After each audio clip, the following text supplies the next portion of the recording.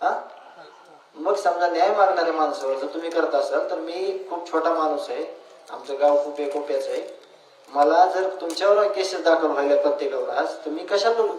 नाही लढत मी. तुम्हाला मध्ये जाऊन मला न्याय मिळून मला त्यात काय समाधान नाही. आपला माणूस गेलाय तर जाऊ द्या.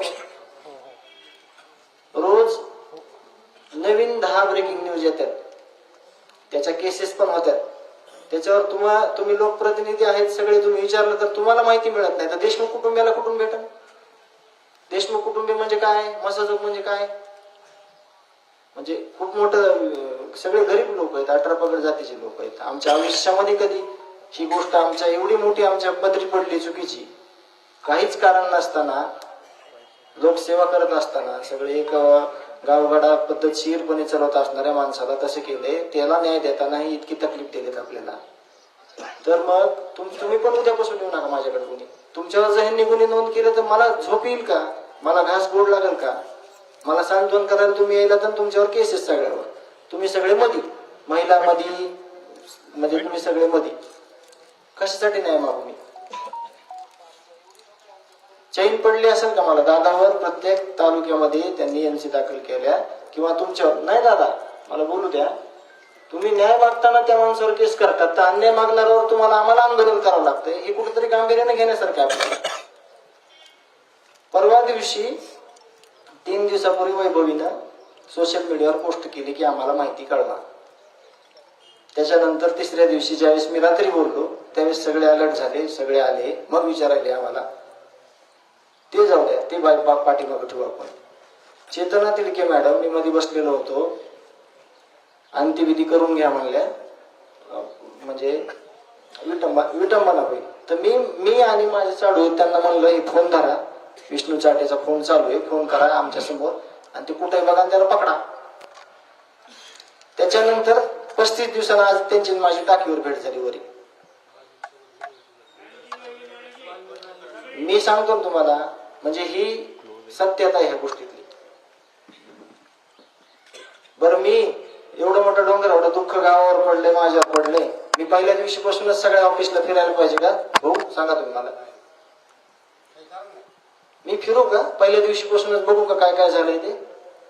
विधी करत नाही, काही नाही, सगळं तिथे जाऊन बसतो, सगळ्यांना विचारतो माझं काय झालं, माझ्या भावाला कधी न्याय भेटत. मी तुमच्या सगळ्याच्या समोर सांगतो, गांभीर्यपूर्वक सांगतो, माझ्या भावाला न्याय भेटल्याशिवाय मी अजिबात मागे सरकणार नाही. म्हणजे हा न्याय एकतर अन्याय झालाय, हे कुठंतरी माझी वैभवी सांगते माझं लेकरू की तिला इतकी काहीतरी वाटण वा त्या आसुरी वृत्तीला मारलं. आमचा दोष काय? कशासाठी न्याय मागतोय मी? काय दोष आहे आमचा? भाऊ, एकही केस आमच्या दोघांवर कुठली नाही आणि आम्ही पण आयुष्यात कुणावर केली नाही. हा, आणि त्या माणसांना न्याय मागताना सगळ्या राज्याला तुम्हाला न्याय मागावा लागत असेल. हे वेगवेगळ्या पद्धतीने आपल्या लोकांना टॉर्चर करते. 18 पगड जातीचे लोक आहेत ना दादा. असं कोणच नाही की इथं एखादा माणूस ठराविक ह्याचा येतोय आपल्याला सात्वन करतोय. खूप मोठ्या प्रमाणात हा अन्याय झालेला आहे. ह्याचं गांभीर्यपूर्वक जर घेतलं नाही तर आमच्या कुटुंबानं जे काही करेल त्याला जिम्मेदार सर्वस्वी हे लोक असतील. आणि मी कुठलीही गोष्ट सांगून करणार नाही, का तर मला कुठलंही नाटक करायचं नाही. काय असतंय की त्यांनी गांभीर्याने घेण्यामुळे मला कुठेतरी अर्ज द्यावा, मला निवेदन देता आलं असतं ना. मी निवेदन नाही दिलं. मला पत्रकार बंधू म्हणले की तुमचं निवेदन आहे काय? निवेदन कशाला देऊ मी? न्याय मागण्यासाठी मला ज्या ज्या परिस्थितीमधून जावं लागेल त्याच्यासाठी मी तयार आहे. मला न्याय पाहिजे. सगळ्या राज्यातल्या लोकांनी सांगितलं की खूप संवेदनशील पोरग आहे, पण त्याचा अंत घेऊ नका ना तुम्ही. मला पण जीव आहे, माझं रक्त आहे, माझा भाऊ गेलाय. तुम्ही पंचक्रोशीनं बघितलेलं आहे, 1 मिनिट त्याच्याशिवाय तुझ्या माझ्यासोबत जात नव्हतं. सगळ्या कुटुंबाचा जीव सगळ्यात जास्त त्याच्यावर होता. तो आज माझा भाऊ नाहीये. तर मग त्याचा सहनशील तर मला प्रसिद्धी देऊ नका ना. मी संवेदनशील आहे त्याची तुम्ही काळजीपूर्वक विचार करा ना. संवेदनशील आहे म्हणजे काय? माझा पण गळा गोटा संवेदनशील आहे. सगळ्या आरोपीला मी पहिल्या दिवशीपासून सांगतो, मुख्यमंत्री साहेबांना पण सांगितलं, आम्ही पुरावे दादा देत भाऊ, आम्ही पुरावे देतो आमच्याकडं. मी सांगायलो 28 मे पासूनची घटना 12 ऑगस्ट म्हणजे 12 डिसेंबर पर्यंत कुठलंही तुम्हाला सांगतो ज्या त्यावेळेस एकही केस झाली नाही. 28 मेची केस 29ला झाली, त्याच्यातले 2 आरोपी ते पुढे कुठंच आले नाहीत. मग 29/11 झालेली केस जर तिथंच केली असती, हे आरोपी पुढे आले असते का? ह्यांच्या केसेस गेल्यात. माझा भाऊ यांनी मारून टाकल्यावर माझ्या केसेस घेतल्यात सगळ्या, माझ्या गावातल्या ह्यांच्या घेतल्यात, पवन चक्कीच्या घेतल्यात. म्हणजे चुकीचं वागलात तुम्ही. आता बी आम्ही एकदम संवेदनशीलपणे, एकदम शांततेत, लीनतेनं, विनम्रपणे आपण म्हणतोय माझ्या भावाला न्याय द्या. तुम्ही येताय, सांत्वन करताय, तुमचं तेच म्हणणं आहे. त्यांनी ते दिलं सोडून दुसरीकडेच घुसलेत. मी स्पष्ट सांगतो आता पण प्रसार माध्यमांना, मी माझ्या भावाच्या न्यायासाठी इथं बसलेलो आहे. माझ्या भावाला जोपर्यंत न्याय भेटत नाही, जोपर्यंत सगळे आरोपी फासावर जात नाहीत, तोपर्यंत मी कुठेही थांबणार नाही. आणि मी मुख्यमंत्री साहेबांना पण एक विनंती करतो की मी तिथे बोललो त्यांना तेच बोलतो, माझा पूर्ण विश्वास आहे, फक्त माझा विश्वासघात करू नका.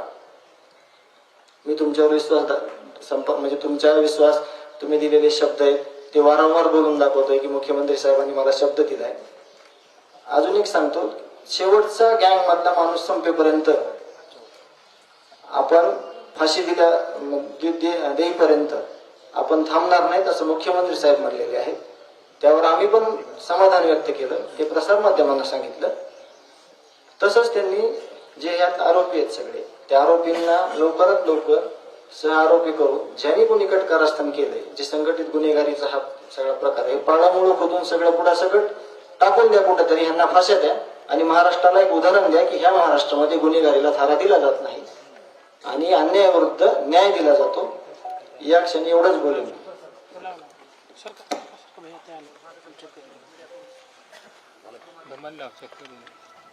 कुठे गेले होते रिपोर्टरला?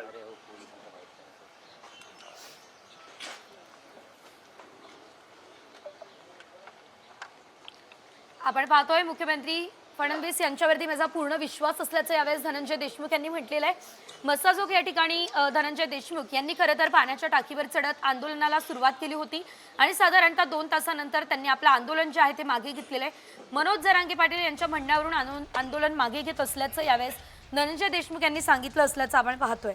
धनंजय देशमुख यांच्यासोबत मोठ्या संख्येने मस्साजोगचे ग्रामस्थ सुद्धा उपस्थित असल्याचं या दृश्यांमध्ये आपण बघतोय.